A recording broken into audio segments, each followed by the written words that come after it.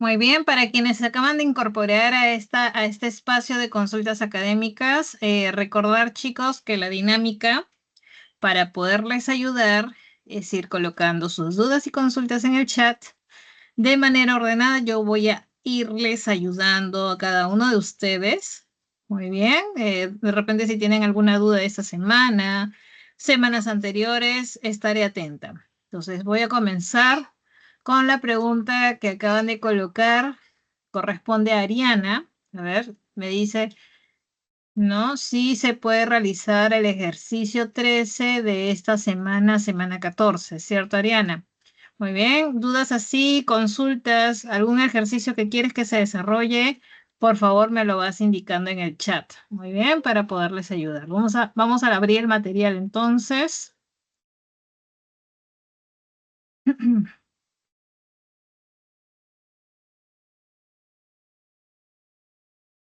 Muy bien.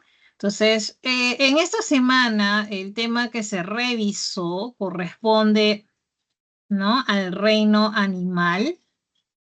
¿No? Recuerda que dentro del reino animal vamos a encontrar, sí, vamos a encontrar por debajo del reino a la categoría taxonómica llamada Phylum, ¿no? Y en este caso, en esta imagen, estamos viendo una manera bastante didáctica de agruparlos, ¿no?, a todos los diferentes animales. Esto es, agruparlos dependiendo de que si presentan o no, eh, si no presentan tejidos, o si se originan de 2 tejidos embrionarios, o si se originan de 3 tejidos embrionarios. Muy bien. Entonces, es importante, ¿no?, que aprendas bien cómo podemos clasificar, ¿no?, bajo este criterio, ¿no?, a los animales. ¿Listo? Entonces en clase, si es que ya han llevado a cabo el desarrollo de esta semana en biología o todavía no, lo que se va a revisar es cada uno de los diferentes filas, ¿no?, importantes que incluye el reino animal, ¿no? Entonces, eso es lo que van a ver en esta semana. ¿Listo? Entonces, ahí está, algunas características generales de por qué se llama diploblásticos o tripuloblásticos, características importantes de cada uno de los diferentes filas. Se detalla tanto en la separata como en la clase que se les va a impartir o se ha impartido. Muy bien. Entonces, esto es correspondiente al reino animal. Entonces, vamos a continuación al banco de preguntas de esta semana 14. Muy bien. Y algo que también es importante que sepas es correspondiente a las categorías de conservación, ¿no? Si es que el animal ya no se encuentra en su hábitat natural, ¿no? Decimos que el animal ya está extinto, como es el caso de la chinchilla, que es el único animal que ha sido reportado en el Perú como extinto. También es importante que, bueno, puedas repasar esa lista de especies en peligro crítico y en peligro de extinción, especies en situación vulnerable, entre otros. Y finalmente, es preciso que repases esta parte de los artrópodos que son transmisores de enfermedades, ¿no? Sean por una vía directa o indirecta, y dentro de la indirecta decimos que puede ser a su vez la transmisión mecánica o biológica. Muy bien. Entonces, de aquí ya viene, me parece, el banco de preguntas.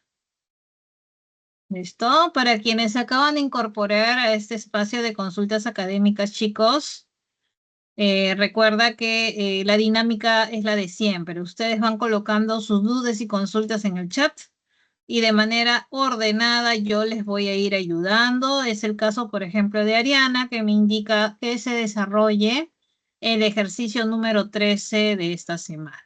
Muy bien.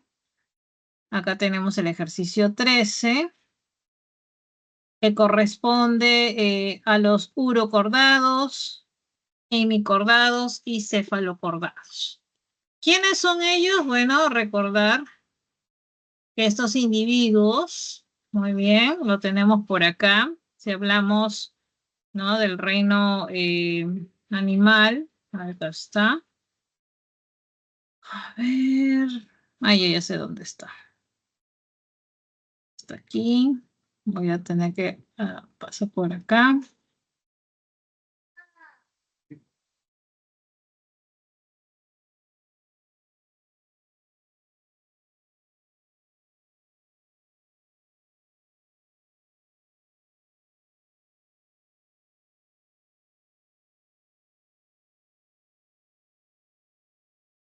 Muy bien, entonces voy a pegar acá.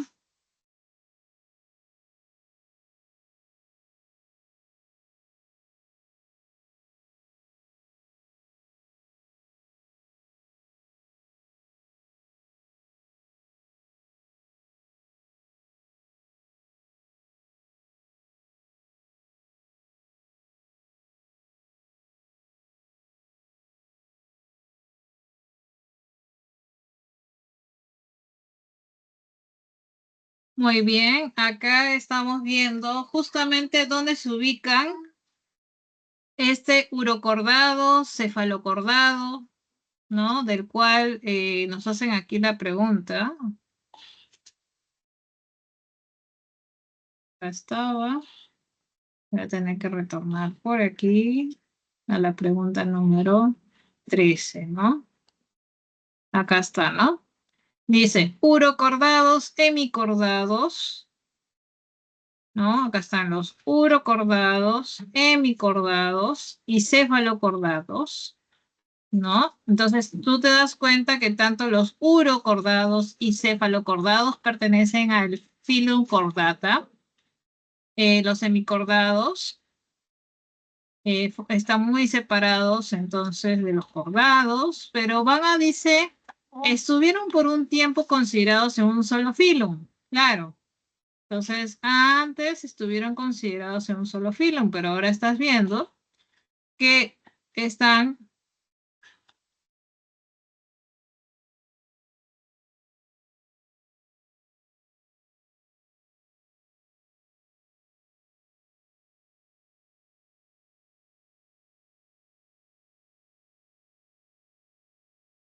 muy bien. Entonces, te dice, estuvieron considerados, o sea, antes en un solo filum, pero ahora ves que están en filums, en fila diferente. Ahora. Nuevos estudios demostraron que era necesario crear un nuevo filum para uno de ellos, debido a que, o sea, tuvieron que separar a los hemicordados en un filum diferente a los de los cordados, porque obviamente debe haber una diferencia entre los hemicordados y los cordados. ¿Cuál será esa diferencia? Te dice, ¿no? ¿Por qué tuvieron que separar a los semicordados? A ver, ¿cuál sería la respuesta allí?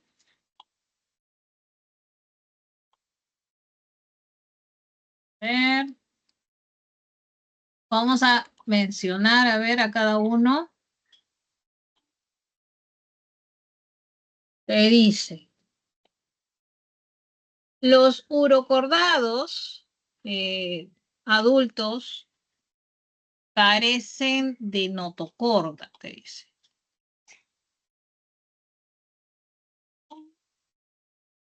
Entonces, solo los cefalocordados presentan estemocorda. Pues recuerda, a ver, chicos, un poquito de teoría. Sucede que los semicordados, si bien estuvieron un tiempo formando parte de Phylum Chordata, pues se creía que tenían notocorda, porque recuerda, algo que nos distingue a los cordados es la presencia de la notocorda, ¿no? Y también hay otras características que están por aquí. A ver, déjame ubicarlas.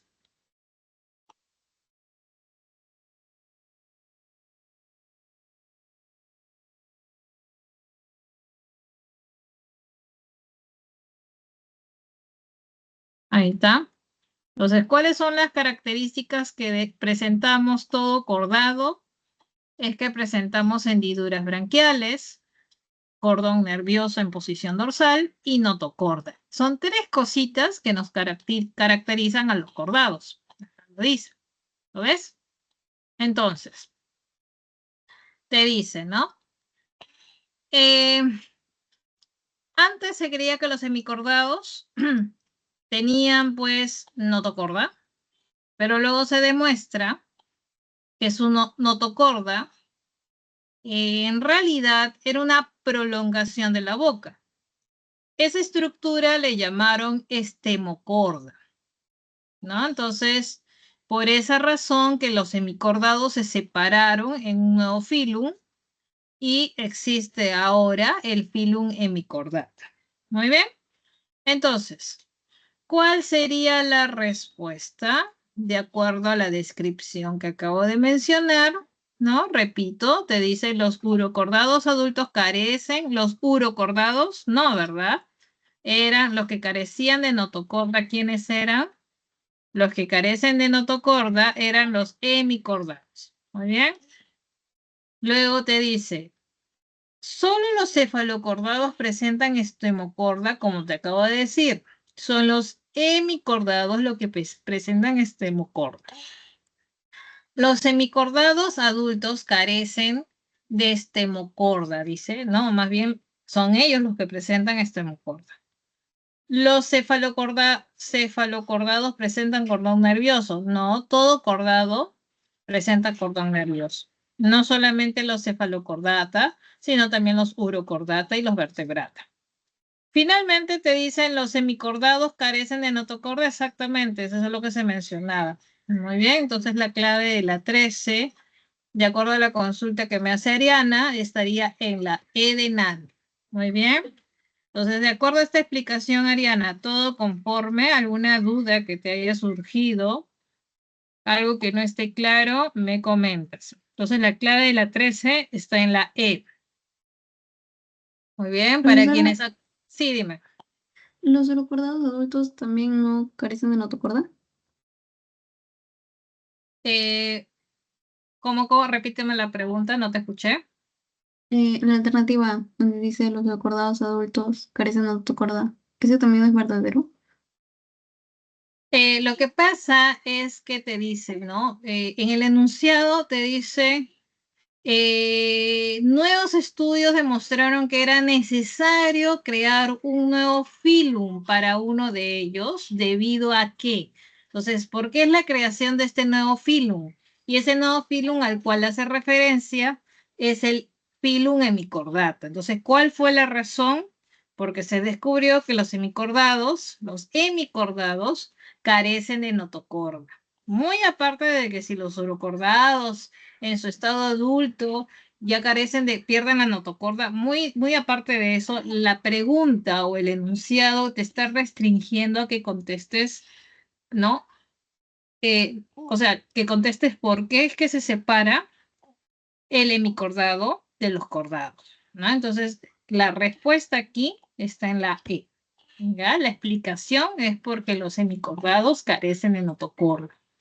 O sea, los urocordados presentan, claro, en un momento de su desarrollo lo pierden, pero la pregunta aquí es ¿por qué se crea o se separan y se crea un nuevo filum? ¿No? Entonces, es porque los hemicordados no tienen notocorda, más bien eso que simulaba que era una notocorda era más bien una extensión o prolongación de la boca a la que denominaron estemocorda. Muy bien, por lo tanto la 13 está en la E de NAN. Muy bien, chicos. Recuerda que estamos en un espacio de consultas académicas. Si tenemos alguna duda, consulta, por favor, estoy atenta al chat. Vayan colocando sus dudas y consultas. De repente alguna pregunta que no quedó claro de la separata, estaré atenta. Muy bien, Ariana, ¿hasta ahí todo claro? Sí, profesora, gracias. Ok, ¿tenemos alguna otra duda? Estoy atenta, chicos. Vayan colocando sus consultas en el chat. Las 5 me dice Daniela. Muy bien.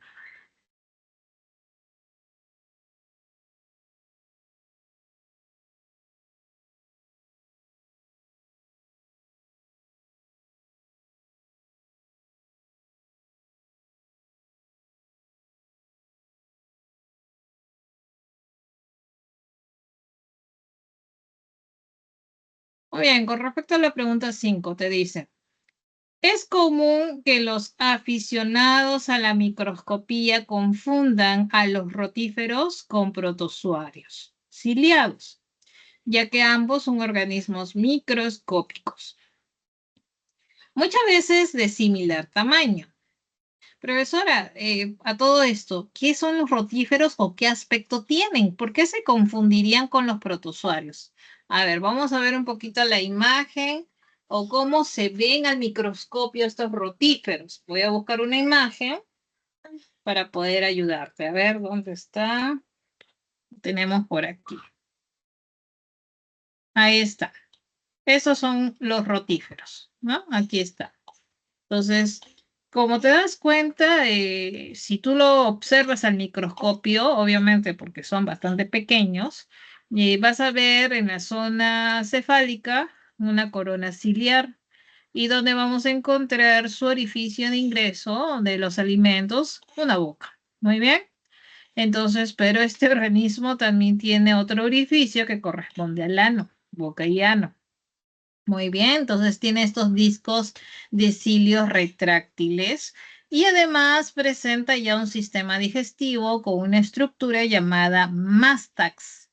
Es una estructura bastante importante porque le permite la trituración de sus alimentos. Muy bien, entonces, volviendo al enunciado, te dice, se les confunde, ¿no? Con los protozoarios, son de similar tamaño en muchas ocasiones y además ambos presentan cilios. Sin embargo, mientras los cilios en los protozoarios sirven para desplazarse, en los rotíferos, ¿para qué crees que les sirven estos cilios?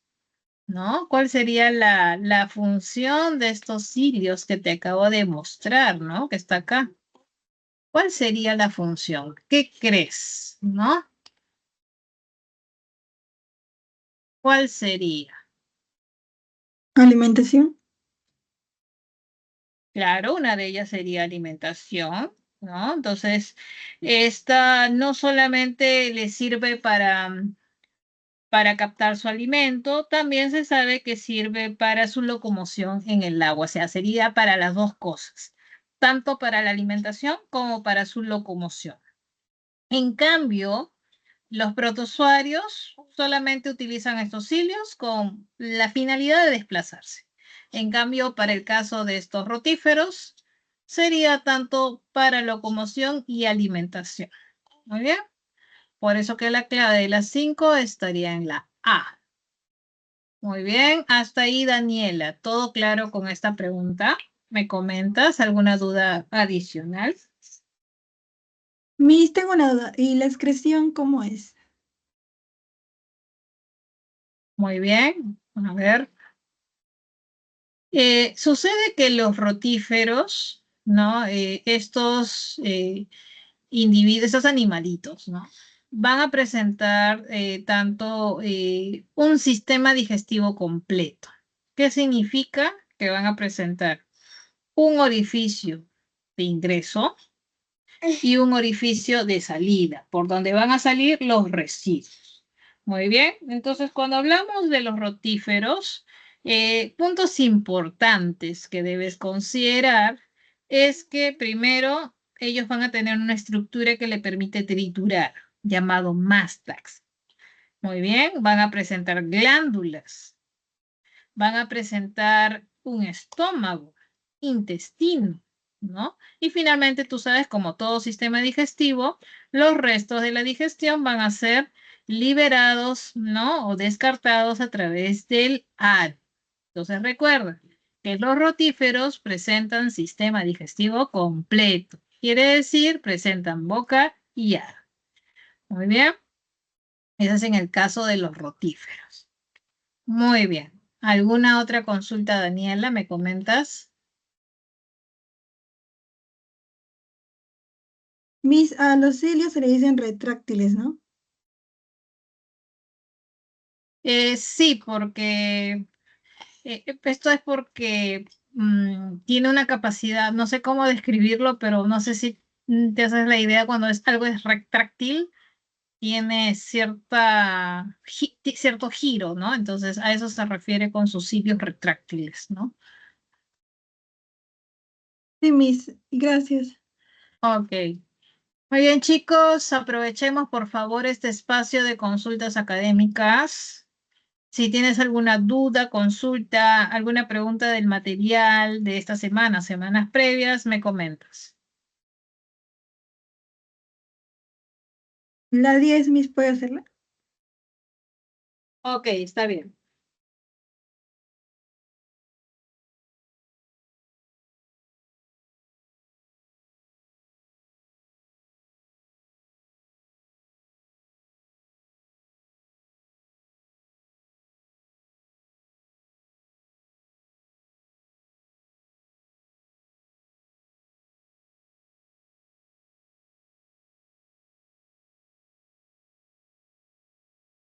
Muy bien, entonces, ya te había mostrado esta imagen, ¿no? Donde ¿no? Muestra de manera bastante didáctica cómo podemos agrupar a los animales, ¿no?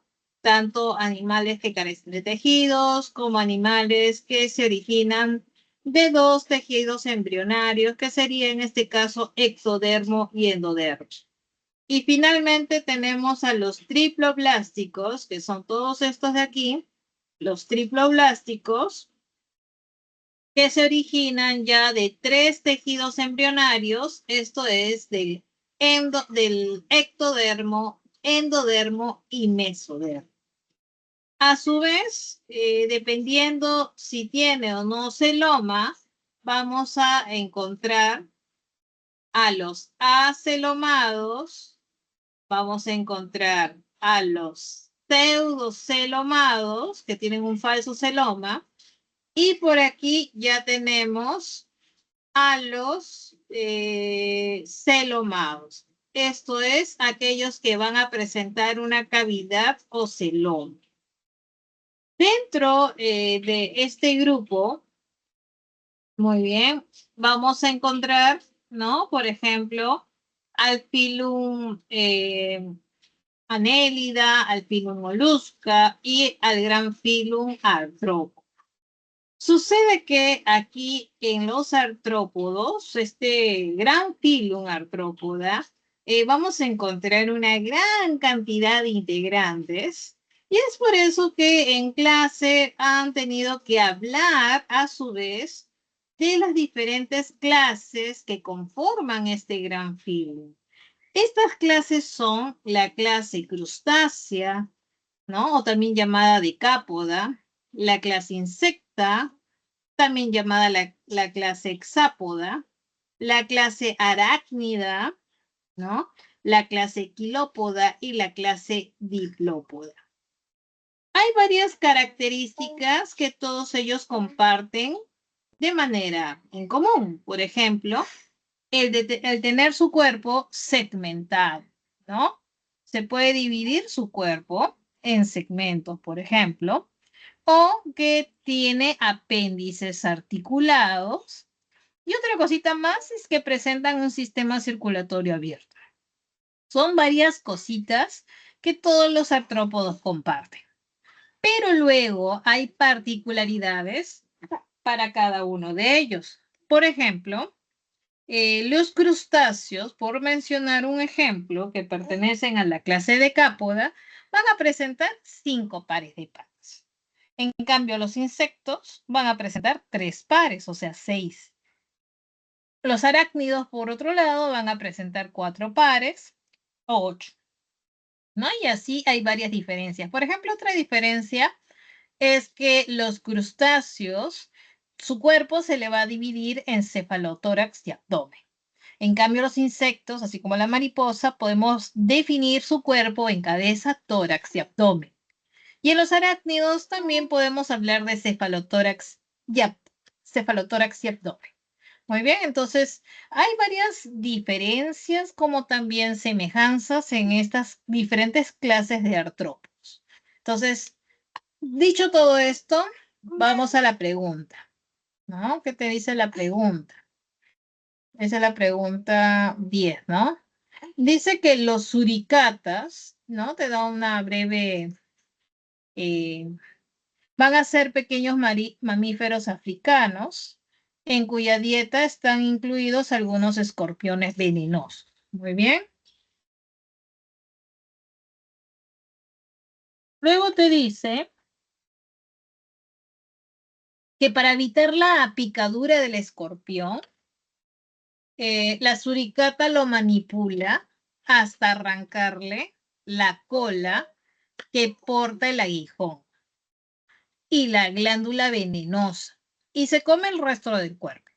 De modo que podemos afirmar que la suricata se come. Entonces, si dice que le arranca la cola, que porta el aguijón y que porta la glándula venenosa, estamos hablando del escorpión, ¿ah? El escorpión. Entonces, nos vamos a una imagen que me pueda ayudar un poco a entender esto. Para comenzar, el escorpión, ¿qué es?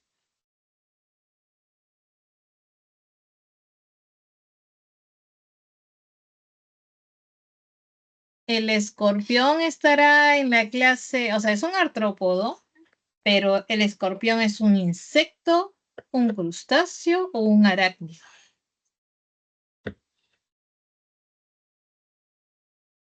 ¿Arácnida? Ajá, y como esta diapositiva no me ayuda mucho, podemos buscar una en internet. A ver, voy a buscar una. Un ratito voy a dejarte de compartir.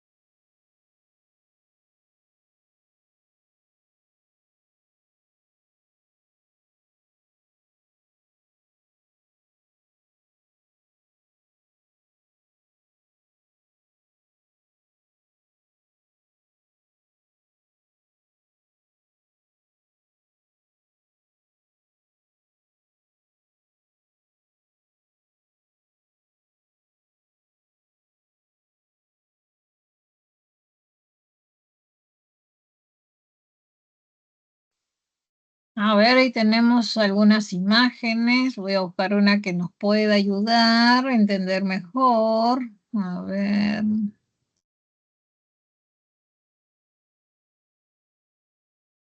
A ver. Esta puede ser.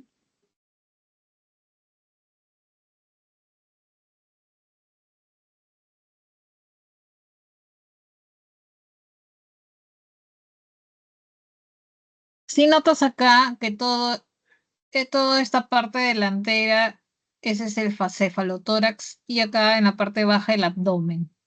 Acá también estamos viendo cefalotórax y abdomen, todo esto, ¿no? Acá también tienes, a ver, por acá vi una imagen, está, ¿no? Estamos viendo aquí,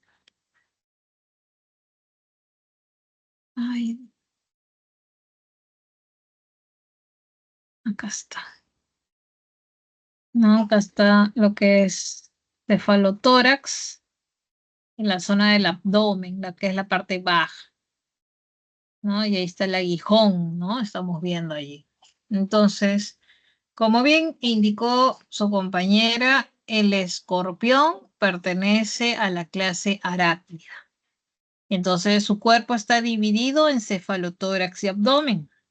En el caso de los escorpiones, el abdomen va a presentar una región alargada, ¿no? En este caso llamada postabdomen, en forma de cola, donde se encuentra el aguijón con la glándula de veneno. Acá está, lo estás viendo.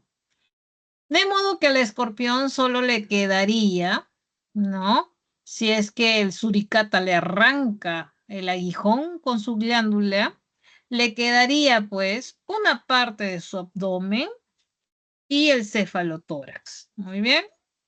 Entonces, eso es lo que estaría sucediendo. Entonces, Cuando el suricata le arranca la cola que porta el aguijón y la glándula y se come el resto del cuerpo, entonces, ¿qué se estaría comiendo? Se estaría comiendo, pues, fijo, el cefalotórax y parte del abdomen, ¿no? Eso estaría sucediendo. Por eso que la clave de la 10 está en la D de dado. Muy bien.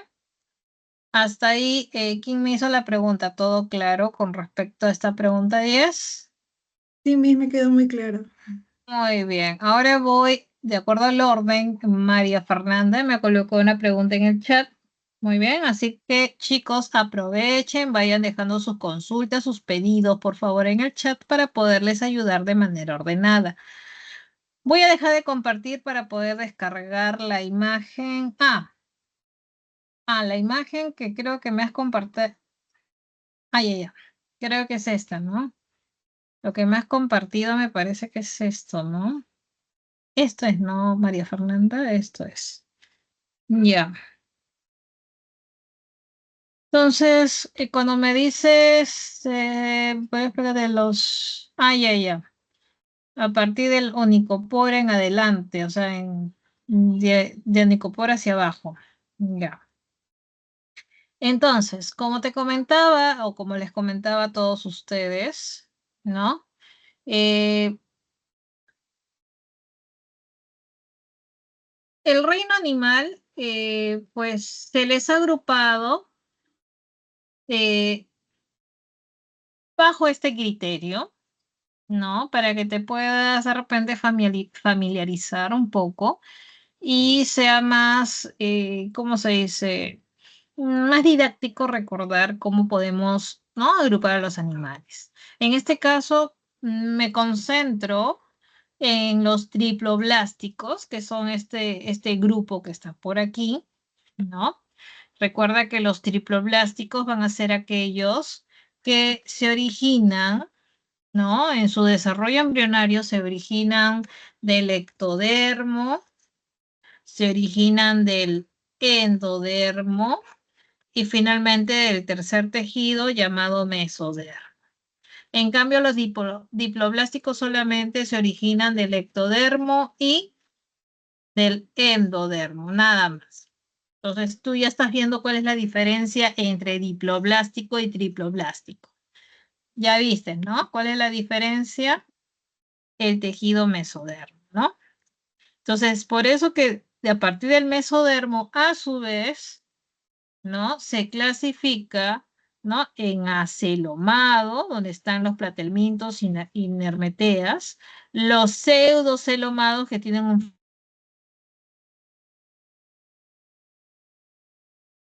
Tengo los celomados, y los que ya tienen cavidad, donde están los anélidos como la lombriz de tierra, los moluscos, como es el caso del caracol, por ejemplo.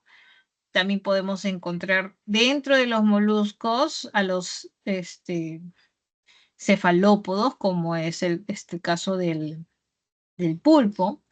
Vamos a encontrar los artrópodos del cual hablamos hace un momento. Ya sabes que encontramos dentro de este filum artrópoda diferentes clases como son los crustáceos, insectos, arácnidos, hilópodos y diplópodos.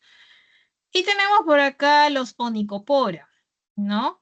Este filum Onychopora, ¿no? Antes se creía que estaba dentro del filum artrópoda, pero luego se separaron.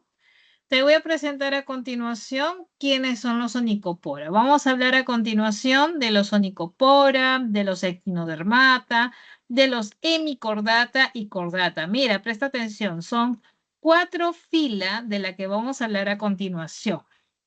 Muy bien. A pedido de su compañera, vamos a hablar de estos 4 filas, con imágenes para su mejor entendimiento. Onychopora, vamos a presentarte una imagen. Acá está. Entonces, ¿quiénes son los Onychopora? Como te decía antes, los Onychopora, como es el caso del peripato, este gusanito con patas carnosas, antes estaban incluidos dentro de los artrópodos, pero tuvieron que separarse, ¿no? Ya que habían ciertas diferencias. Si bien son parecidos también a los anélidos, pero estos van a presentar una segmentación interna, no es una segmentación visible, ¿ya? Ahora, está cubierto por una fina cutícula y como te dije, en cada segmento, ¿no? O en cada segmento interno, que ya que no se ve, vamos a encontrar un par de patas carnosas. Estas patitas se le llaman lopopodios, ¿no? Y acá encontramos a los peripatos. Muy bien, eso es el filum Onychopora. Luego, ¿cuál seguía? El filum Echinodermata, ¿no? Aquí encontramos a los que tienen simetría radial, tienen el cuerpo espinoso, como es el caso de la estrella de mar, como es el caso del erizo de mar, como es el caso del pepino de mar. Ellos van a ser marinos y se mueven, tienen locomoción, pero por ambulacros. Muy bien, que son unas prolongaciones bastante finas a manera de patitas delgadas que por ese sistema van a poder movilizarse. Sí, las estrellas, el erizo de mar se pueden mover. Muy bien. Entonces, ellos son los equinodermos, aquellos que presentan simetría radial y cuerpo espinoso. Luego tenemos los hemicordados, ¿no? Que de acuerdo a la explicación anterior, antes ellos estaban dentro del grupo de los cordados, pero luego al notar que no tenían notocorda, sino estemocorda, fueron ¿no? reubicados en este filum llamado hemicordata. Acá encontramos al balanogloso. Muy bien. Este balanogloso tiene un aspecto de gusano y que vamos a poder reconocer tres zonas, ¿no? Una zona llamada prosbóside, que es la parte delantera, una zona intermedia llamada collar y luego la siguiente parte que corresponde a la zona del tronco. Muy bien. Entonces, este individuo, ¿no? Son de ambiente marino y van a ser sedentarios. Muy bien. Ese es el balanogloso. Y finalmente tenemos el filum cordata, ¿no? Este filum están todos los cordados y ya sabemos qué características tiene todo cordado. ¿Cuáles son? Tres cosas importantes. Presenta hendidura branquial, presenta cordón nervioso en posición dorsal y tercero, presencia de notocorda. Muy bien. Además, hay una simetría bilateral y un sistema nervioso en posición dorsal, pero para poder comprender este filum, se recomienda dividirlo en tres subfilas. El subfilum ureocordata, el subfilum cefalocordata y finalmente el subfilum vertebrata. Muy bien. Entonces, en el ureocordata encontramos a estos animalitos en forma de barril, ¿no? Los tunicados, que si bien cuando son estado larvario son móviles, pero cuando llegan a la adultez son sésiles, como estamos viendo en la imagen. ¿No? Solo cuando son larvas presentan notocorda y cordón nervioso, pero lo presentan en un estado de su desarrollo. Muy bien. Por otro lado, los cefalocordados, si bien también son cordados, ellos van a presentar notocorda y cordón nervioso persistente durante toda su vida. Su cuerpo va a ser alargado y aplanado lateralmente. Muy bien.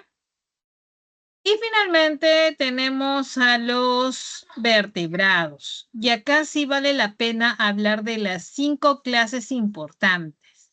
¿Cuáles son las 5 clases? La clase peces, la clase anfibios, la clase reptiles, la clase aves y la clase mamíferos.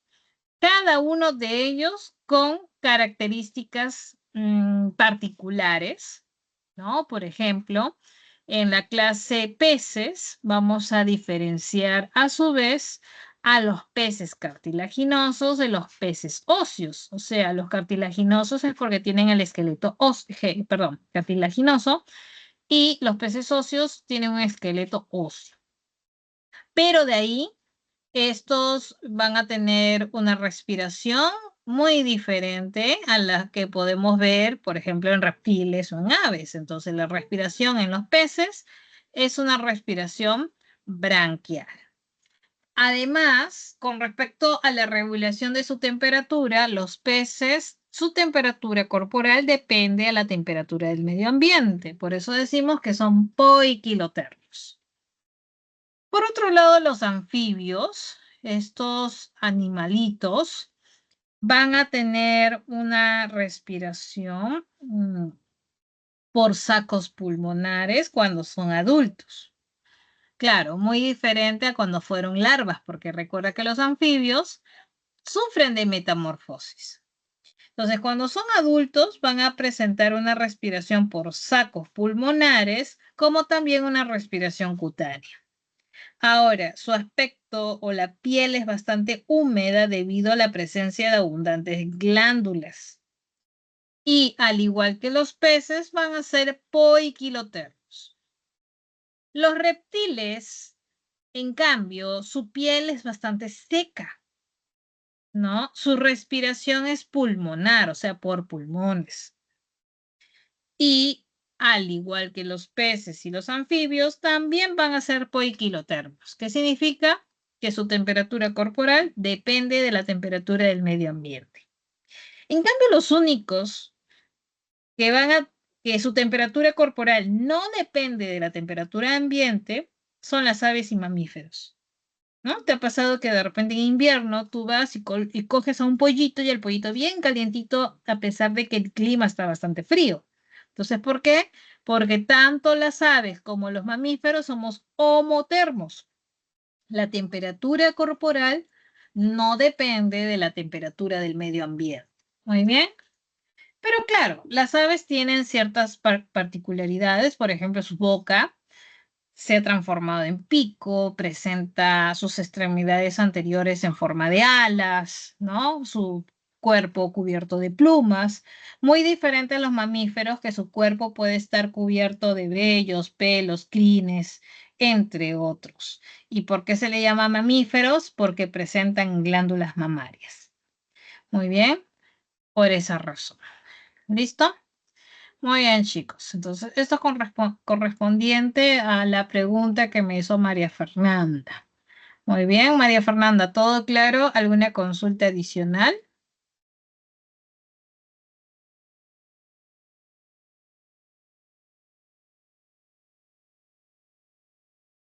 Muy bien, ¿todo claro, María Fernanda? Muy bien, ahora sí. Ahora me voy con la siguiente pregunta. A ver, chicos, para quienes se acaban de incorporar a este espacio de consultas académicas, recuerda que la dinámica es la de siempre. Ustedes pueden ir colocando sus dudas y consultas en el chat y yo les voy ayudando de manera ordenada.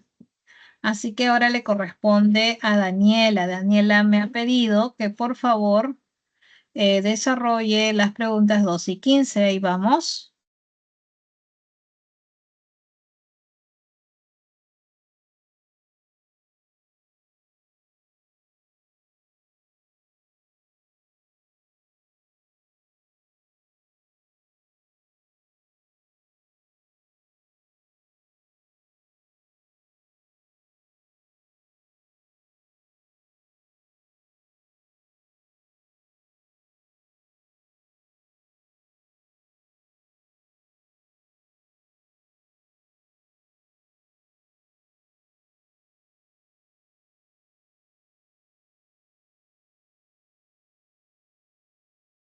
Muy bien. Vamos con la pregunta de Daniela. Pregunta número 12. Dice que los equinodermos son invertebrados con una simetría radial tanto externa como interna. Si María desea preparar un platillo a base de gónadas de 2 erizos de mar, ¿podrá abrirlos por la región? A ver, vamos a buscar la imagen de un erizo. Acá está. A ver, ¿cuál será la región por donde tiene que abrir? Te dice tal región donde se encuentra la boca, dice. Y luego sacar las gónadas, obteniendo un total de ¿cuántas gónadas? Recuerda que estamos hablando de dos erizos, ¿no? Entonces, recuerda que el erizo tiene una simetría radial, pentarradial en este caso. Entonces, está dividido su cuerpo en 5 regiones, o sea, 5 regiones iguales. Por lo tanto, si abrimos un erizo, en ese caso, la boca, ¿no? La boca se encuentra en la zona ventral, ¿no? Y entonces, a ver si su cuerpo está dividido en 5, ¿no? 5 segmentos iguales. Entonces, en un erizo. Entonces, 5 y 5 sería 10. A ver, entonces la clave estaría acá en la D. Muy bien, entonces recuerda que en la zona ventral se encuentra la boca. ¿Ya? Y acá está la boca. No sé si la logras ver acá en esta imagen. Ahí está la boca. Muy bien. Entonces, esa es una zona ventral. En cambio, la otra zona es dorsal. Muy bien. Y como el cuerpo está dividido en 5 regiones, muy bien, que tiene simetría pentarradial, vamos a decir que en total vamos a encontrar 5 pares, o sea, 10. Muy bien, entonces la clave de la 12 está en la B de bueno. Muy bien. Listo. Hasta ahí, Daniela. Con respecto a la pregunta 12. ¿Todo claro? Sí, Miss. Nos vamos a la 15 entonces. Muy bien. Vamos con la pregunta 15. A ver, vamos con la pregunta 15. Dice, en nuestro país existe grandes poblaciones de tortugas taricaya, aunque el exceso de caza y depredación a sus huevos la están volviendo susceptible de pasar de situación al siguiente nivel más grande de amenaza. ¿Cuál es? Entonces, si decimos que la taricaya es una tortuga, en este caso te comento que es una tortuga de la Amazonía, y que todavía podemos encontrar grandes poblaciones, pero se sabe de que en los últimos años ha habido un incremento en la extracción de huevos, de adultos, ¿no? Para consumo. Entonces, esta situación la pone en riesgo, o sea, está en una situación vulnerable y que podría pasar. ¿Cuál es el nivel más grave en la que puede encontrarse una especie? Sería peligro de extinción. Muy bien, entonces, por eso que la clave está en la E. Ella se encuentra ahorita vulnerable, pero que podría llegar a su máximo nivel, que es peligro de extinción. Por eso que la clave de la 15 está en la E de nano. Hasta ahí, Daniela. ¿Todo claro con respecto a la 15? Sí, Miss. ¿Podría mostrar la PPT? Ajá, acá está. Aquí tenemos...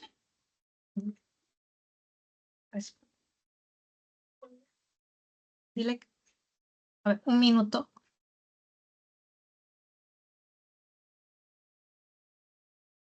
Ya, ahora sí. Entonces, ¿cuáles eran las categorías de conservación?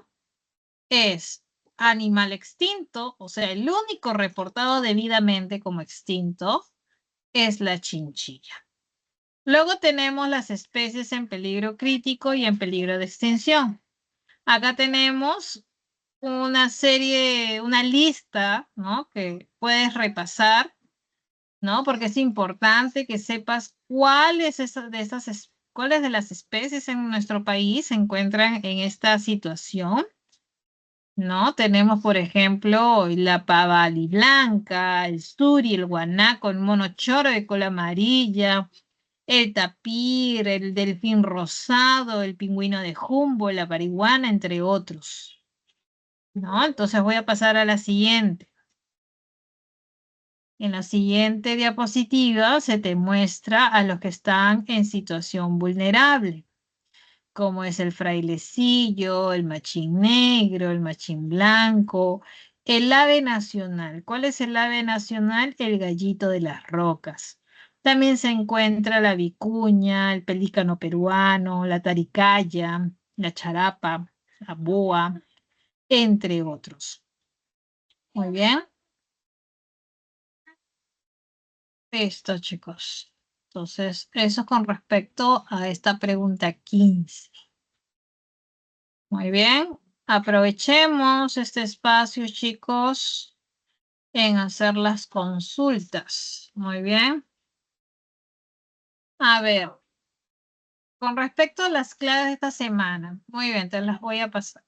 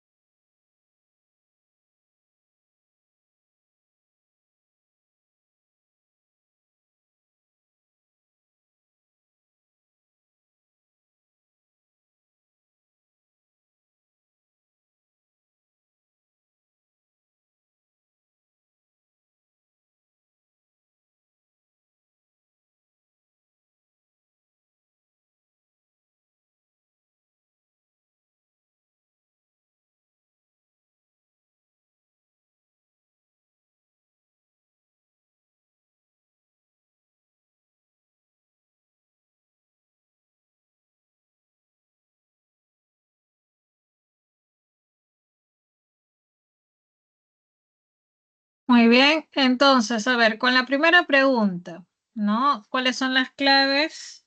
Para esta primera pregunta, te dice cuando los científicos llegan a Marte, una de sus actividades será buscar formas de vida. Si al analizar una muestra de agua encuentran un organismo microscópico inmóvil, y es microscópico, ¿qué características les haría suponer de que se trata de un animal? A ver, ¿cuáles son las características que tienen los animales? ¿Tú crees que los animales en sus células, que de por sí sabemos que son eucariotas, haya plastidios? No. Los animales pueden ser, a ver, pluricelulares, ajá. ¿No tienen pared celular? No, porque no, los vegetales sí tienen. Tienen un núcleo rodeado de tener un núcleo. Recuerda que te está indicando acá algo distintivo del animal, no algo que puedas también encontrar en la planta o que puedas encontrar en otro reino, algo que distingue a los animales. Entonces, que tenga ADN circular, eso es de una bacteria, entonces no. Unicelular rodeado de cilios tampoco. Entonces, algo distintivo, porque el hecho de tener núcleo rodeado de citoplasma, eso es de una célula eucariota, pero tú sabes que los eucariontes no solamente se restringen a los animales, también puede ser vegetales, puede ser hongos, puede ser protistas. Entonces, algo distintivo de los animales es que van a ser pluricelulares y que carecen de pared celular. Por eso que la clave, ve anotando de la 1, está en la B de bueno.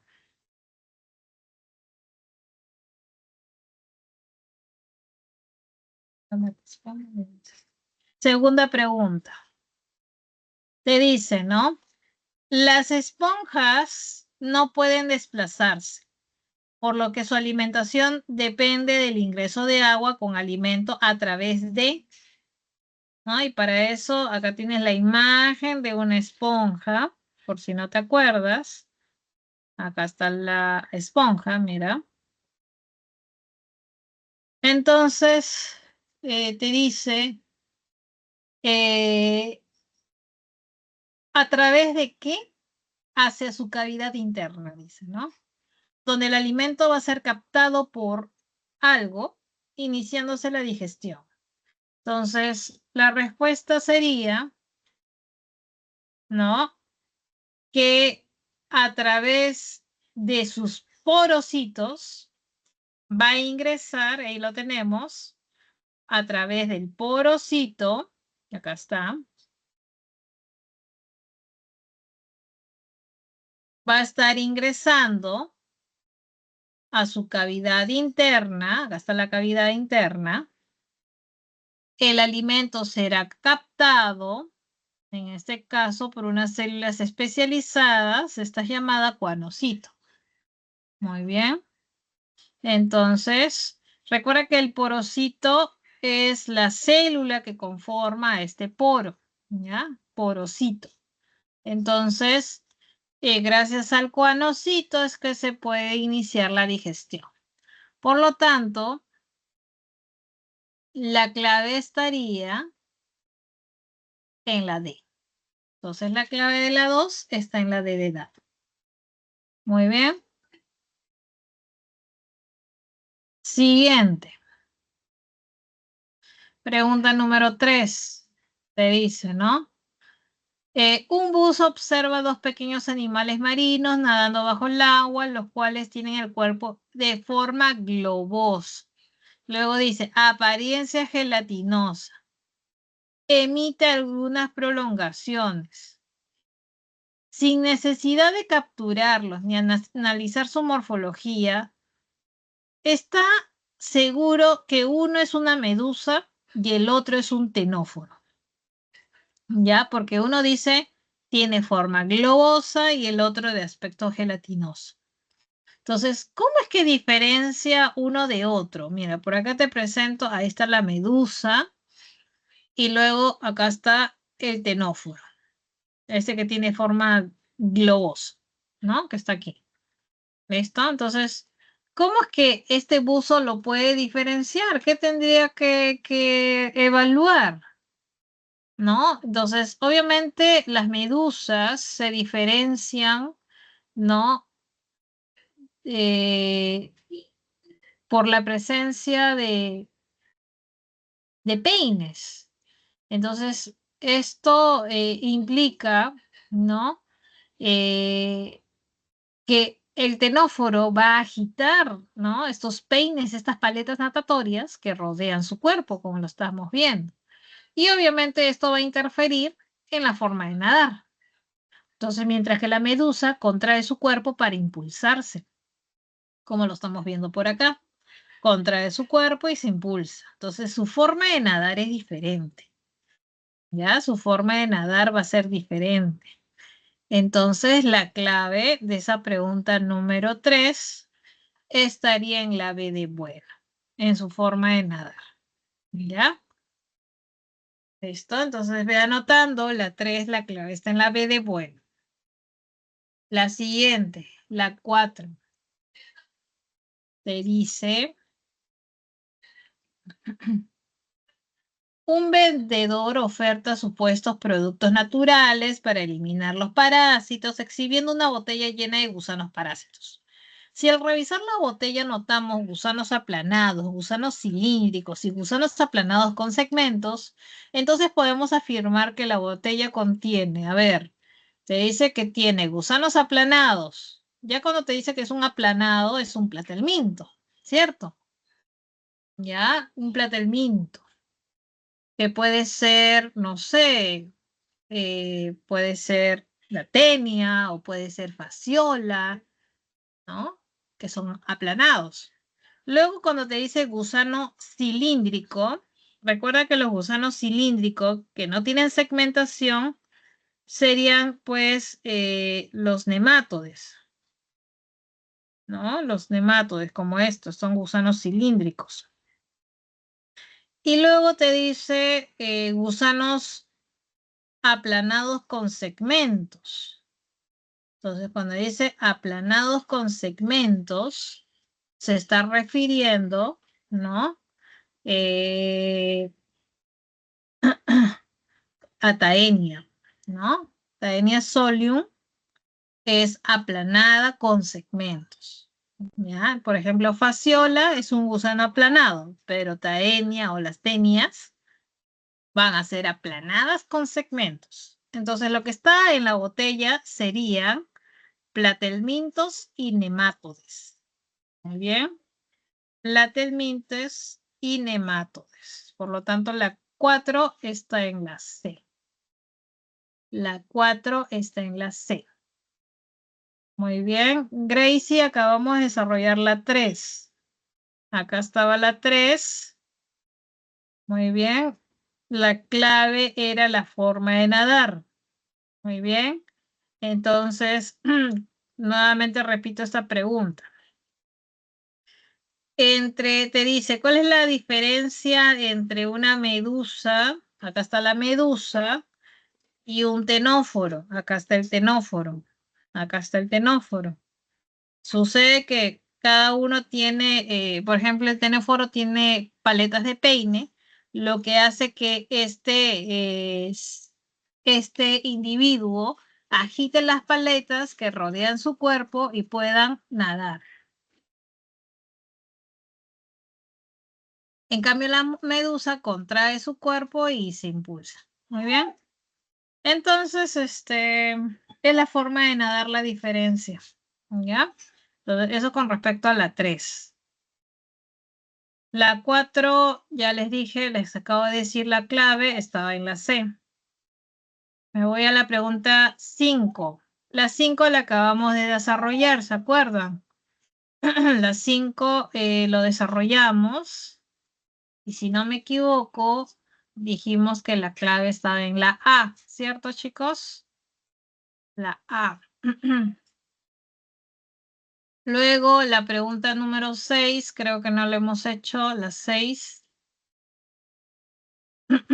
Si se relaciona, recuerda que el enterobius, que es el oxiuro, es un anélido, por lo tanto lo relacionas 1D. Perdón, nemátodes, me estoy confundiendo, nemátodes. 1C, Taenia es un platelminto. 2A, Hirudo medicinalis es un anélido, conocido también como la sanguijuela. Entonces, anélido. 3D, Apis mellifera es la abeja, es un artrópodo de la clase insecta. 4B, por lo tanto, la clave de las 6 está en la A. Muy bien. Entonces vamos anotando las claves, chicos. 7. La 7, la clave, te dice, quiere un ceviche mixto y además de pescado, encuentra la pota. ¿Qué parte carnosa del cuerpo de la pota podrá Juan encontrar en su plato? Recuerda que la pota es un calamar gigante, ¿no? Vamos a buscar, no, acá no creo que tenga una imagen. Bueno, no está. Vamos a buscar acá.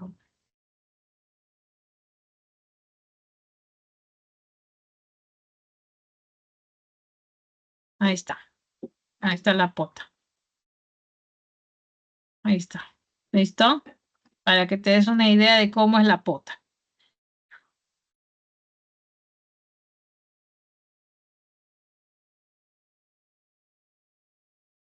Muy bien. Ahora, te dice por aquí, ¿no? ¿Qué parte carnosa del cuerpo de la pota podrá Juan encontrar en su plato? Entonces, la pota es un cefalópodo, ¿no? O sea, es un Pertenece al filum Molusca y es un cefalópodo.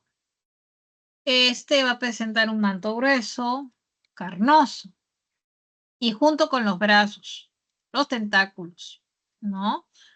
Vamos a ingerirlo como alimento. Por eso que la clave estaría en la E. Se estaría consumiendo lo que es el manto y sus brazos. Muy bien.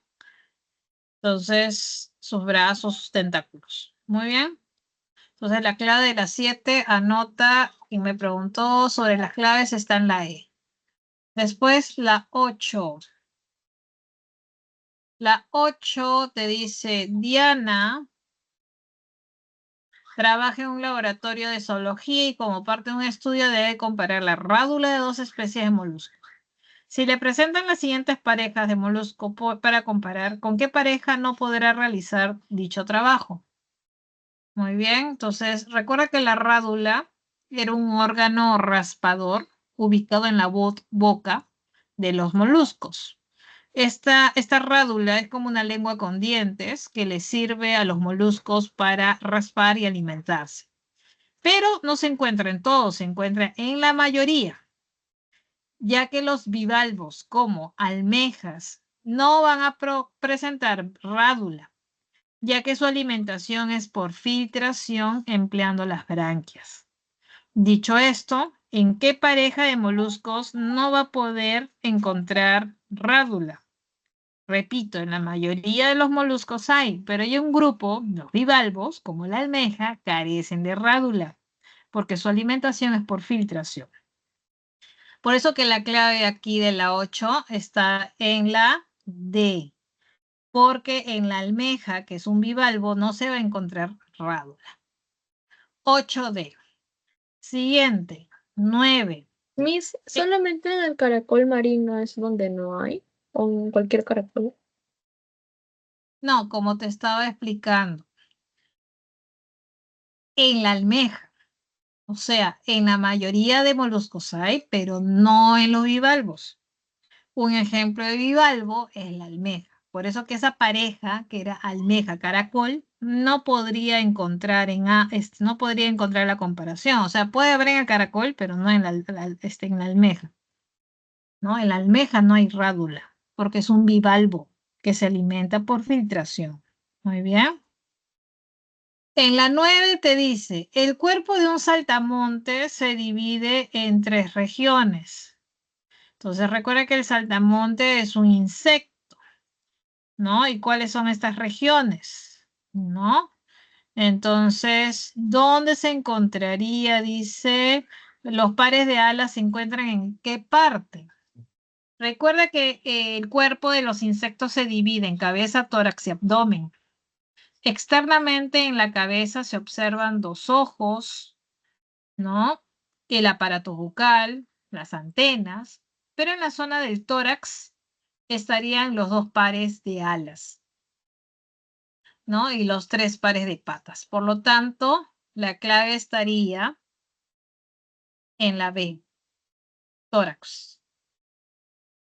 9B. Ve anotando quién me pidió las claves. La 10 ya lo habíamos desarrollado y dijimos que era la D, ¿te acuerdas? Habíamos desarrollado. Luego la 11, creo que no, ¿verdad? La 11 no. La 11 te dice, los onicóforos, ya sabemos quiénes son los onicófora, son estos, ¿no? Ellos son los onicóforos, los peripatos, ¿no? Estos de acá. ¿Listo? Entonces, ellos dice, son gusanos de cuerpo blando que por un tiempo estuvieron incluidos en el filón artrópoda, ya que comparten algunas características con ellos. Si comparamos su apariencia con cualquier otro artrópodo adulto, la diferencia es evidente. Pero si lo comparamos con una larva de mariposa, por ejemplo, una oruga, se notará que ambos tienen algo en común. Por ejemplo, ¿qué cosa eso en común tiene la oruga de la mariposa, es la larva, con el peripato o el onicóforo, ¿no? ¿Qué cosas tienen en común? tener 2 pares de antenas en la parte anterior. A ver, dice. Un par de patas carnosas. Ajá, porque recuerda que los onicóforos carecen de exoesqueleto, ¿no? Como sí lo presentan los artrópodos adultos. Y si lo comparamos con una larva de mariposa, notaremos que ambos van a presentar una capa delgada de quitina. Entonces, por eso que eso vamos a notar en ambos, ¿no?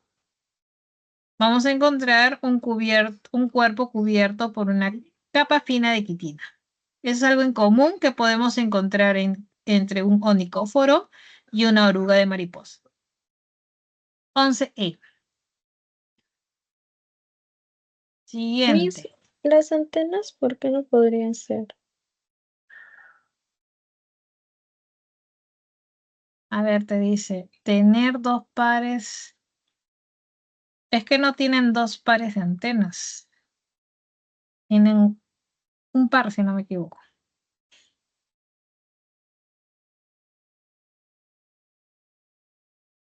A ver, 12.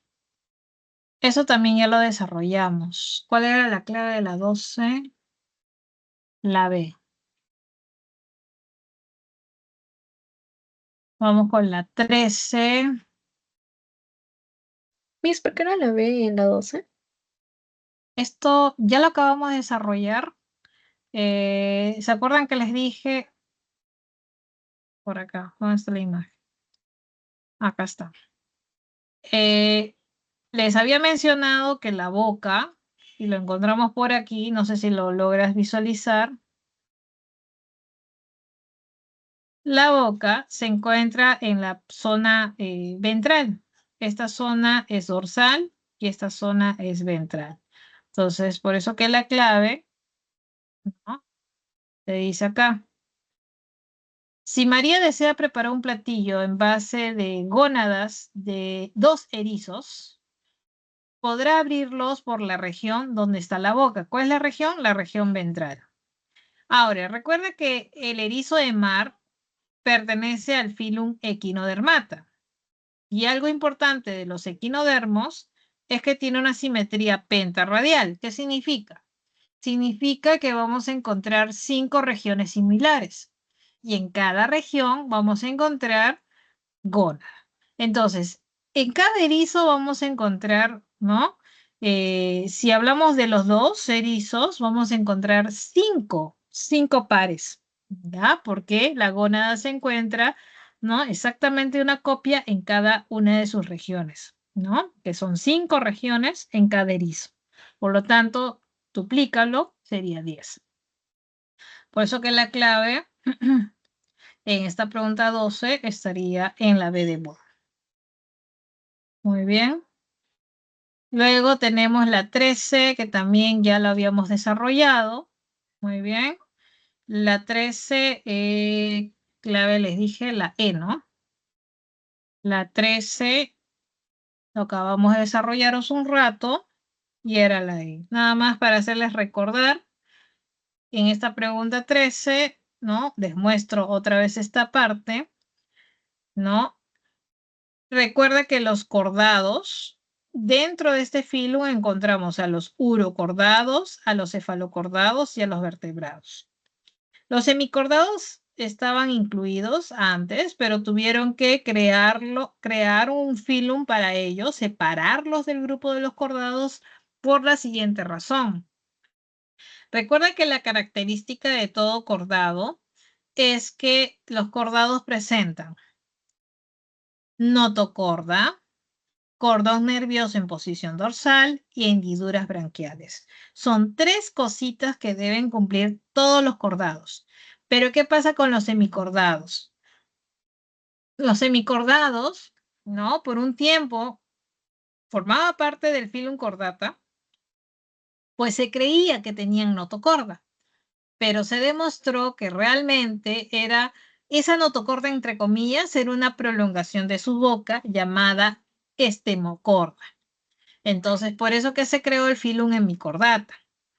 ¿Ya? Entonces, ¿Por qué? Porque los semicordados carecen de notocorda, tienen estemocorda. Muy bien, por eso que la clave de la 13 está en la E. Estás anotando las claves, ¿verdad? Entonces, para terminar, ¿no? 14 y 15 te dice, un vertebrado gradualmente se fosiliza durante miles de años y su esqueleto puede ser reemplazado por minerales hasta quedar prácticamente como una roca. El resto de partes no óseas se desintegra y no se mineraliza. Sin embargo, hay vertebrados cuyo registro fósil es escaso debido a que lo único que se puede fosilizar por mineralización son sus dientes. Y es el caso de quién. Estamos hablando, te dice por aquí, partes óseas que se pueden mineralizar, pero las partes no óseas se desintegra, no se mineraliza. Entonces estábamos diciendo hace un rato, por acá, que había unos peces cuyo esqueleto era cartilaginoso. Entonces, eso serían, por ejemplo, en el caso de los tiburones, que pertenecen a esta clase de peces cartilaginosos, van a ser peces con esqueleto cartilaginoso y si muere el esqueleto cartilaginoso se desintegra muy rápidamente y lo único que logra fosilizarse serían sus dientes. Por esa razón que esta pregunta número 14 estaría en la A. Muy bien. La clave de la 14, disculpen, estaría en la A. Muy bien. Y finalmente la pregunta 15 te dice, ¿no? Eso creo que lo habíamos desarrollado hace un momento. La pregunta 15, ¿cuál fue la clave que te mencioné? La E, ¿no? Recuerda que la taricaya se encuentra en situación vulnerable y si este efecto negativo sobre ellos no para, puede llegar a un máximo nivel de amenaza. Ese máximo nivel se llama peligro de extinción, ¿no? Y eso estaba acá, las categorías de conservación, ¿te acuerdas? Se clasifica en animal extinto, especies en peligro crítico, en peligro de extinción y los de situación vulnerable. Muy bien. Estos chicos, entonces la clave de esa pregunta estaba en la E. Muy bien. Hasta ahí, ¿quién me había preguntado sobre las María Fernanda? Tomaste notas, ¿cierto? Me habías preguntado sobre las claves de la semana. Muy bien. Entonces, a la par con Gracie, ya me imagino que también tomaste nota acerca de la pregunta 3, 11 y 12. Muy bien. Luego, Gracie, creo que me enviaste dos cositas, ¿no? Ya, voy a dejar de compartir, chicos, para poder descargar lo que me han enviado.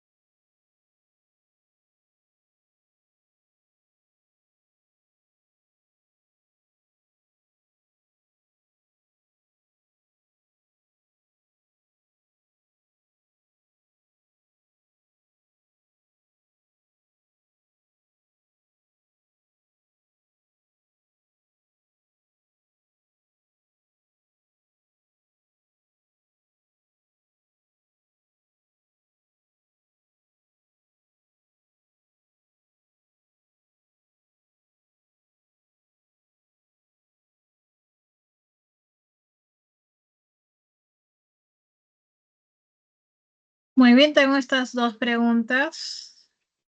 Te dice la primera. Las plantas necesitan de un medio de transporte eficiente que lleve el agua y los minerales a las hojas para que realicen la fotosíntesis. Durante el ascenso del agua ocurre una secuencia de procesos. Al respecto, resulta correcto afirmar que la transpiración de las hojas produce una fuerza de tensión para el ascenso. El ascenso se basa en la diferencia de presión osmótica. Las bandas de Caspari facilitan que el agua del apoplasto pase por las células. El agua viaja a través de las membranas. El agua se desplaza. Muy bien, te voy a mostrar en la diapositiva.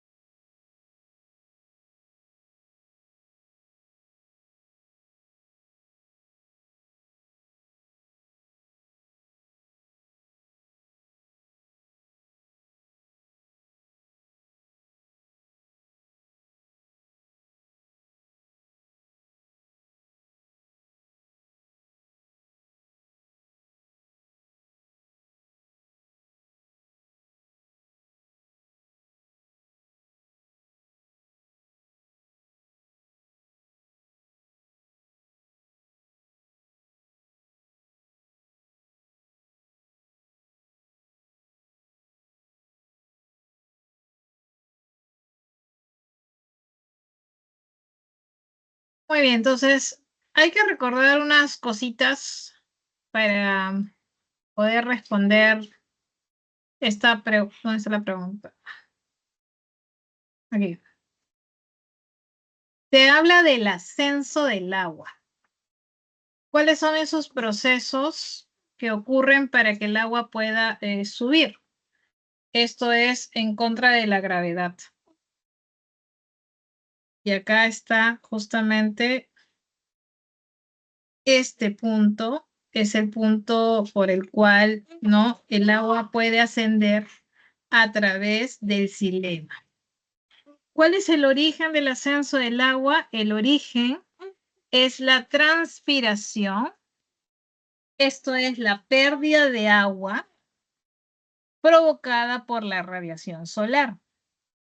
Entonces, debido a la pérdida de agua a nivel de las hojas, ¿no? A nivel de las hojas, como se pierde agua, quiere decir que cuando hablamos del potencial de agua, o sea, es bajo el potencial, la concentración de agua a nivel de las hojas es bajo, ¿ya? A nivel de las hojas. En cambio, a nivel de las raíces, ¿no? Acaba de ingresar el agua, por lo tanto, decimos que en cuanto a concentración de agua, es alto. Muy bien. Entonces, hay una diferencia en el potencial o concentración de agua, y tú lo sabes, cómo es la tendencia. Siempre la tendencia es de una zona de menor a mayor, de mayor a menor, ¿cierto? Siempre la tendencia es de una zona de mayor concentración, de mayor a menor. ¿Por qué? Porque se busca llegar al equilibrio. A ver, si todavía no lo entiendes, recuerda con esta gráfica. Imagínate que acá hay bastante concentración de algo, que puede ser moléculas de agua. Y acá hay así. Entonces, si se quiere llegar el equilibrio entre la zona A y la zona B, ¿no? ¿Cómo debe ser la tendencia? La tendencia debe ser ¿en qué dirección? De A hacia B, ¿no? Lo que te decía acá, ¿no? Entonces, debido a esa diferencia, donde en las raíces es mayor y a nivel de las hojas es menor porque está transpirando, se crea una demanda de agua. Por lo tanto, la tendencia o la diferencia de presiones osmóticas hace que el agua ascienda, aún en contra de la gravedad, hacia las hojas. Entonces, la pregunta que te hace por aquí, te pregunta sobre el ascenso del agua, ¿no? Sobre el ascenso del agua. Entonces, ¿es correcto afirmar qué cosa? Estamos hablando del ascenso del agua. La transpiración de las hojas produce una fuerza de tensión para el ascenso, sí. Esto es correcto afirmar. Luego que te diga, el ascenso se basa en la diferencia de presión osmótica entre las células de la hoja, ¿no? Y las raíces. Ya. El ascenso se basa en la diferencia de presión entre las células de las hojas y de células también. Ya. La transpiración, una fuerza para el ascenso del agua. Las plantas necesitan que se transporte, lleve el agua y a las hojas para que realicen a las hojas. Durante el ascenso ocurre una secuencia de procesos. Entonces resulta correcto afirmar que ya. Luego te dice, las bandas de Caspari, muy bien.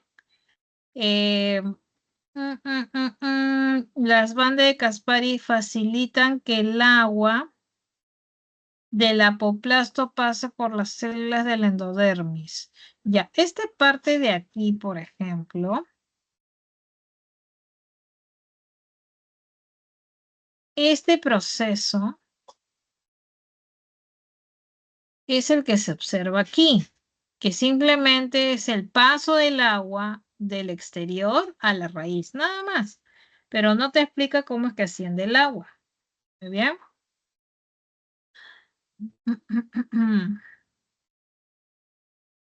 Ajá.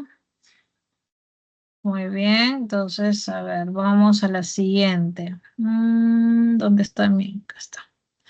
Luego dice, las bandas de Caspari ya, es lo mismo. El agua viaja a través de la membrana celular y cruza las paredes. Es esto, lo que estábamos viendo hace un rato. Esto de acá. Entonces, eso simplemente explica el ingreso del agua a la raíz, nada más. Luego te dice, el agua se desplaza a través de las células del endodermis por difusión. Nuevamente, solamente está explicando este paso de aquí hacia el. Entonces, aquí tengan que analizar bonito. Ocurre una secuencia de procesos. Secuencia, dice, ¿no? El ascenso se basa, y como dice, secuencia de procesos.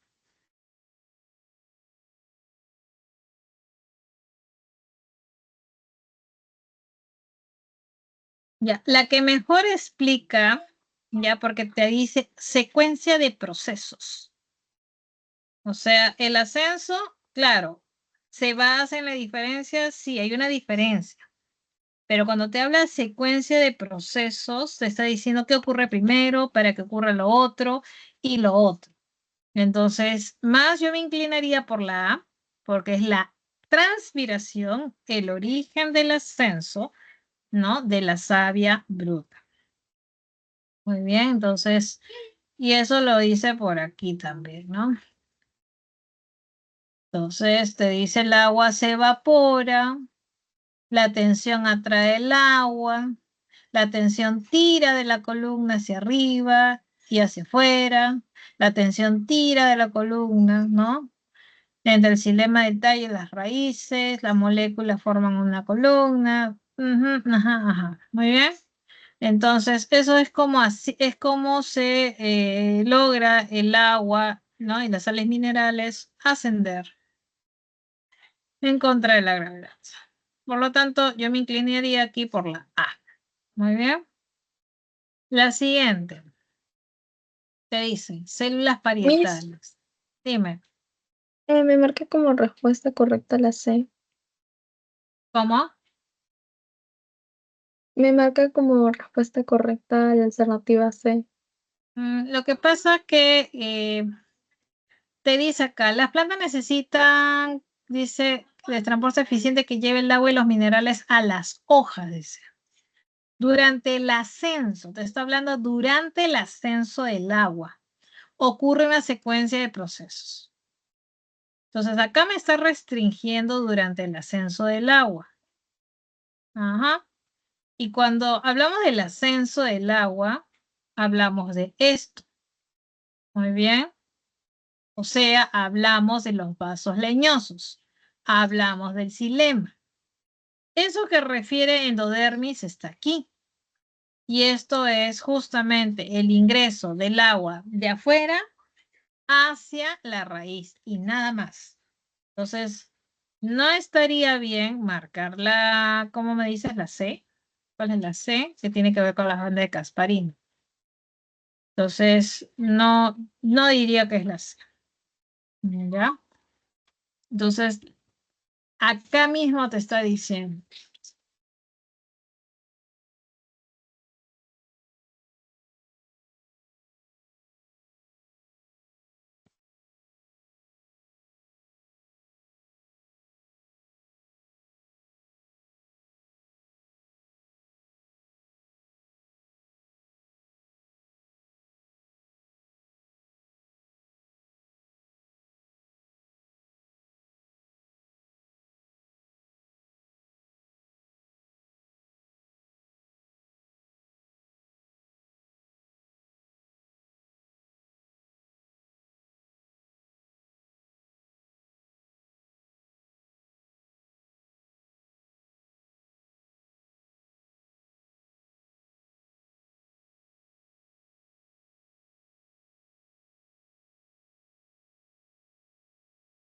Con respecto a tu siguiente pregunta, te dice, las células parietales del estómago secretan ácido clorhídrico que destruye muchas bacterias y virus de manera inevitable. Se ingieren con los alimentos.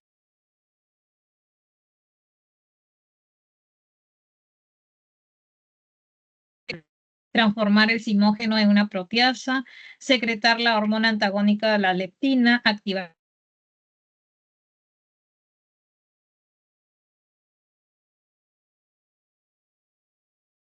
el veneno,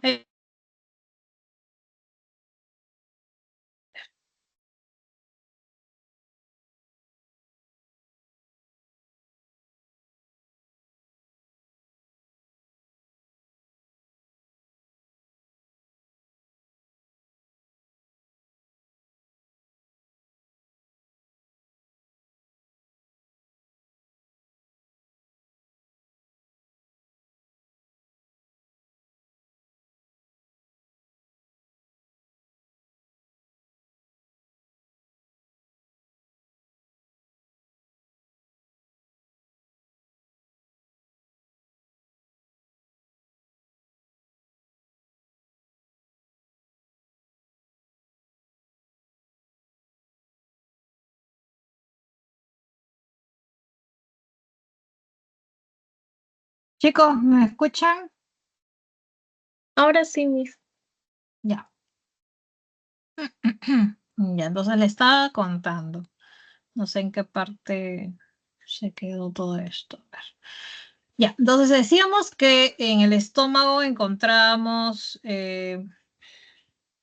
diferentes tipos celulares, ¿no? Como son las células parietales, que las estamos viendo por aquí, ¿no? Estas se encargan de producir no solamente ácido clorhídrico, también factor intrínseco, tenemos a las células principales o también llamadas células simógenas que van a producir el pepsinógeno, que es una forma inactiva de la pepsina.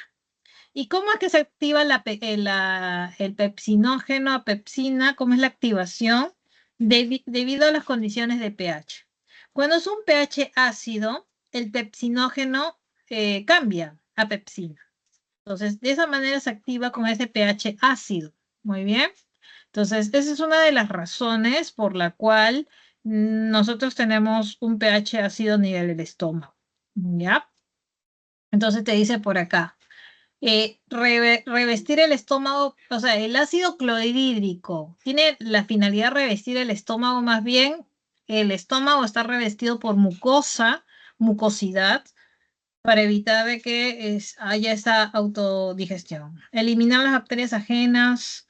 No, porque acá te dice la secreción tiene como finalidad. O sea, ¿cuál es el papel importante? Si ya te dice que puede destruir bacterias, patógenos, ¿no? La otra sería transformar el simógeno en una proteasa activa, ¿ya? Entonces, esa es la clave. Muy bien. Entonces, ahí se marcaría justamente la A. Muy bien. Ahí creo que tenemos otra duda. Hasta ahí, Gracie, ¿todo claro? Miss, cuando se transforma el simógeno en una proteasa activa, es solamente con el ácido clorhídrico, ¿no?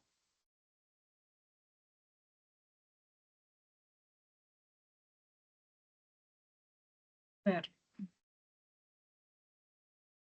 A ver, a ver.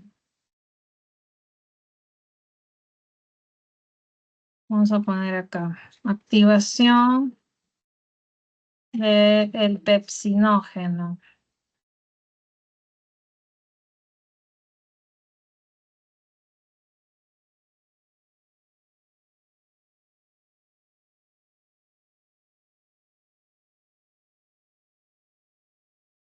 Sucede que cuando hablamos de enzimas, creo que es esto.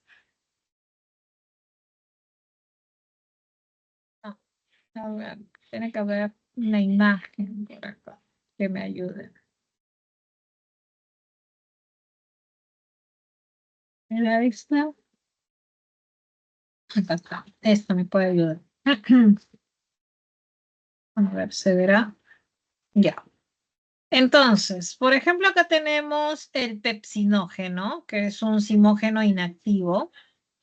Entonces, si te das cuenta, esta forma, esta conformación, hace que está, pues, oculta, ¿no? Una zona importante de la enzima. Entonces, cuando el pH es bajo o ácido, hace de que esta parte de la enzima se encuentre activa, o sea, su sitio activo se vea pues expuesto. Entonces se transforma este pepsinógeno en una enzima activa llamada pepsina. ¿Listo? Y de manera que esta enzima ya pueda pues degradar a su sustrato. Muy bien. Entonces, esta es la enzima, va a tener un sustrato, en este caso proteínas, y obviamente va a tener productos, ¿no? Porque esa es la tarea de una enzima, ¿no? Catalizar sustratos. Muy bien, espero con esta imagen se te haya despejado un poquito mejor, ¿no? Cómo es la acción, en este caso, de varios factores que pueden ser el pH, como también puede ser la temperatura, entre otros. Cada enzima tiene diferentes modos de cómo activarse. En el caso del pepsinógeno se activa por pH bajo. Muy bien.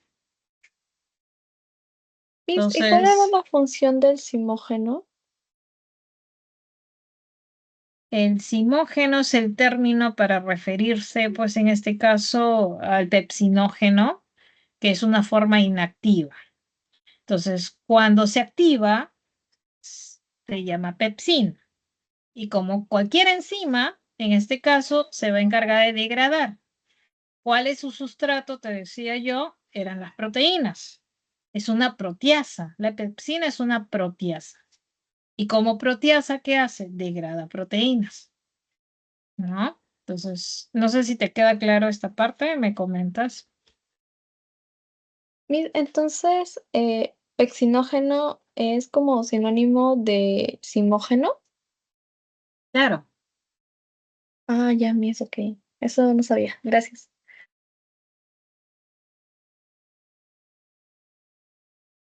A ver, una imagen para que te des una idea.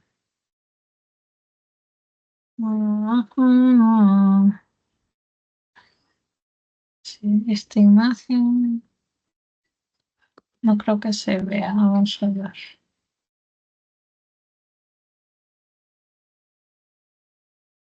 No, no tengo una imagen, pero ya sabemos que las enzimas van a buscar su sustrato, ¿no? La cual luego genera productos. En este caso, el sustrato de la pepsina van a ser proteínas. Ujú, ya, vamos a Miss, y en la... esa pregunta, ¿por qué no podía ser eliminar las bacterias ajenas a la microbiana? Porque te está diciendo en el enunciado, te dice, ¿no? Por eso que el enunciado es importante, te dice, ¿no? Las células parietales secretan ácido clorhídrico que destruye muchas bacterias y virus que de manera inevitable se ingieren con los alimentos. Sin embargo, la secreción del ácido clorhídrico tiene como finalidad, o sea, si te está diciendo que el ácido clorhídrico mata microbios, ¿por qué otra vez vas a decir, sin embargo, también la finalidad es seguir eliminando bacterias, ¿no? Entonces, no tiene sentido, tienes que buscar otra finalidad. En este caso, ¿no? Por teoría sabemos que el pepsinógeno se activa en pepsina ante pH ácido. ¿Ya? Sería redundante volver a decir eso de los microbios. Ay, Miss, ya entendí. Gracias. Muy bien, voy a descargar. Creo que tienes ahí otra pregunta, me parece. Sí, Miss, en esa pregunta estoy entre las células de Shaw y la microglia.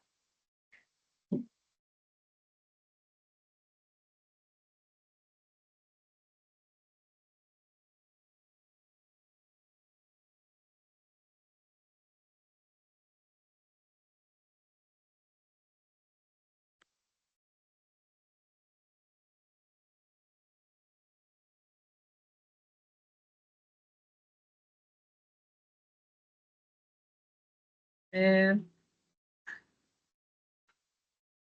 te dice, a ver, un paciente de cáncer hace una encefalitis, ¿no? Inflamación, ¿no? A nivel, ¿no?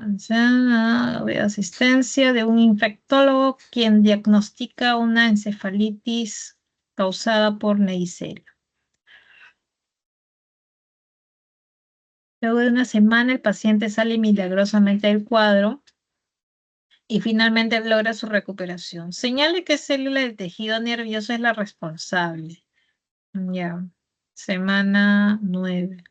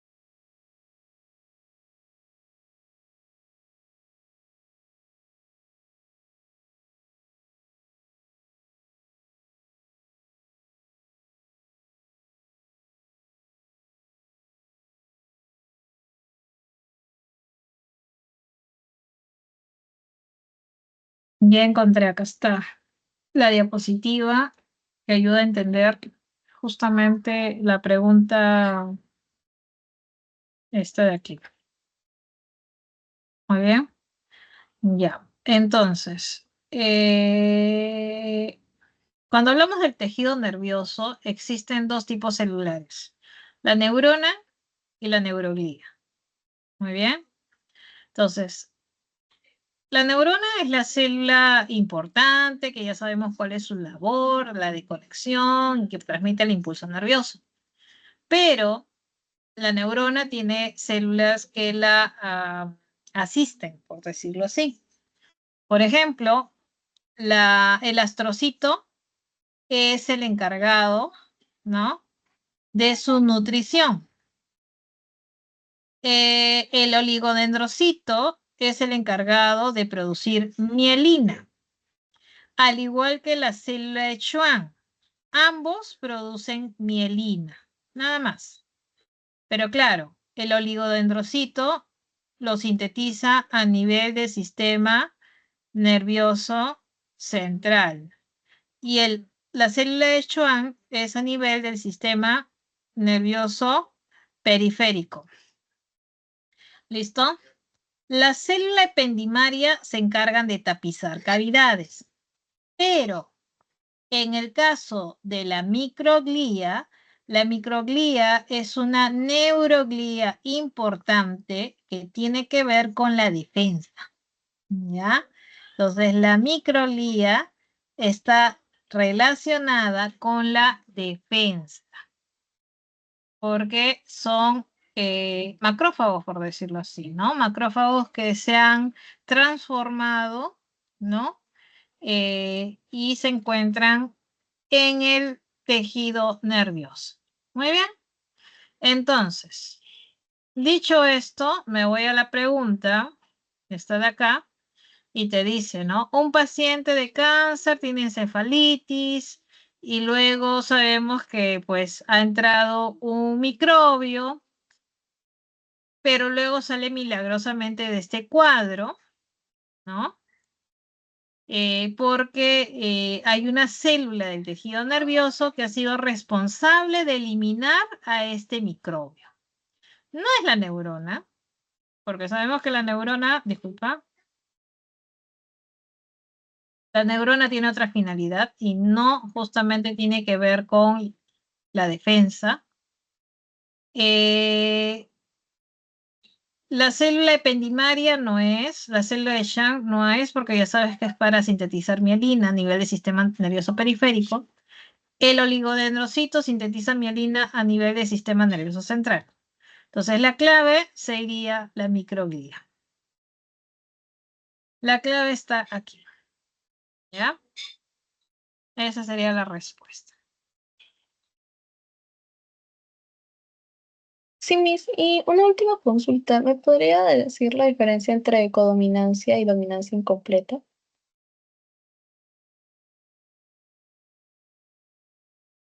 Creo que me habías preguntado codominancia. Ya.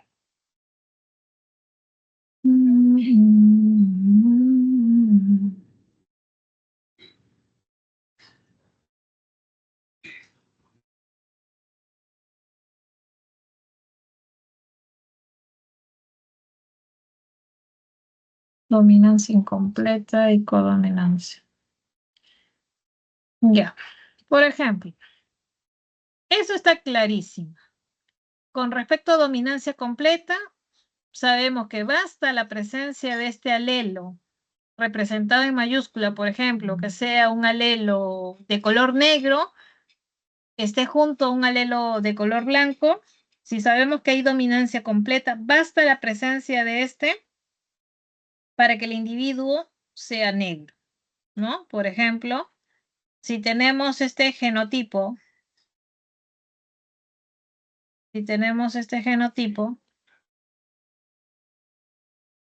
sabemos que el individuo es negro. No es gris, es negro. Muy bien. Un caso de dominancia incompleta, ¿no? Un caso de dominancia incompleta es, por ejemplo, que tienes dos parentales, uno de flores rojas y otro de flores blancas. Genera una descendencia dando la aparición de un tercer fenotipo. En este caso, como que un fenotipo intermedio. Muy bien. Entonces, aquí estamos viendo que hay como una combinación, dando lugar a un fenotipo rosado. Esa es dominancia incompleta. ¿Por qué? Porque aquí no estamos viendo que este alelo rojo domine completamente, o sea, no dejando que se exprese el blanco, se está expresando y hay como una especie de combinación dando un tercer fenotipo. En cambio, en la codominancia, ambos se expresan de manera independiente. Estamos viendo, por ejemplo, si tenemos una vaca beige y una marrón, vamos a encontrar que van a haber zonas beige, zonas marrones, ¿no? Esa es una codominancia. Ambos alelos se expresan. O, por ejemplo, en este caso, una gallina negra y una gallina blanca, no estamos viendo uno gris, estamos viendo zonas negras, zonas blancas.